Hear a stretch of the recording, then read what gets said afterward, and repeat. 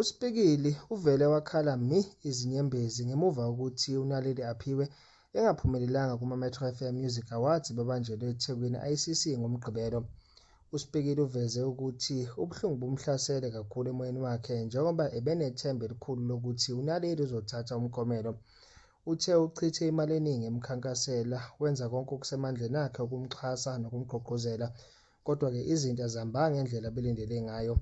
Okumangazayo-ke ukuthi uSpikili uveze ukuthi esinye sezizathu zakhe ezamenza azinikele kangaka emkhankaseleni uNaledi ukuthi-ke wayefuna kumhlaba umxhwele.